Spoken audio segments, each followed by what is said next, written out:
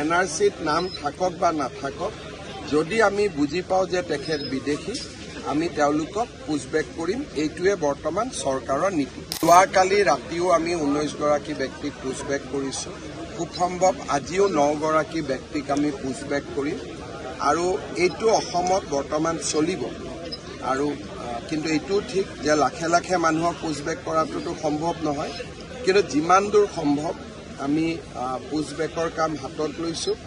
এনআৰচিত নাম থাকক বা নাথাকক, যদি আমি বুজি পাওঁ যে তেখেত বিদেশী, আমি তেওঁলোকক পুছবেক কৰিম। এইটোৱে বৰ্তমান চৰকাৰৰ নীতি। এনআৰচিত নাম থকাৰ পিছতো যদি আমি বিদেশী বুলি গম পাওঁ, কাৰণ এনআৰচিত নাম বহুতে চলে বলে কলে কৌশলেও সোমাইছে।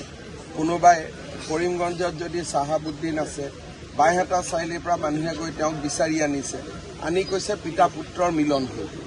গতিকে যি ধৰণে অসমত এনআৰচি হ'ল, সিয়ে গোটেই প্ৰক্ৰিয়াটোৰ ওপৰতে বহুত সন্দেহৰ সৃষ্টি কৰে। গতিকে আমি সিদ্ধান্ত লৈছোঁ যে এনআৰচিত নাম থাকক বা নাথাকক, যদি বিদেশী বুলি তেওঁক আমি সম্পূৰ্ণভাৱে বুজি পাওঁ, তেতিয়াহ'লে আমি তেওঁক পুছবেক কৰিম।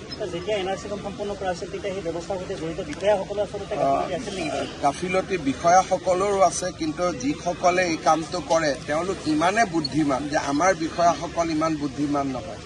নতুন দিল্লীৰ পৰা হৰ্ষ মণ্ডৰ বুলি এজন বিশেষ ব্যক্তি আহি অসমত 2টা বছৰ কেম্প কৰি লৈছিল।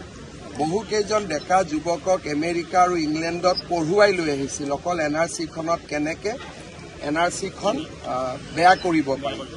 এই ধৰণৰ ষড়যন্ত্ৰবিলাক আমি সেই সময়ত গম পোৱা নাছিলোঁ, আমিতো সাধাৰণভাৱে লৈছিলোঁ। এতিয়া এই ঘটনাবোৰ মুখ্যমন্ত্ৰী হোৱাৰ পিছত মোৰ নলেজত আহিলে, তেতিয়া মই মুখ্যমন্ত্ৰীও নাছিলোঁ।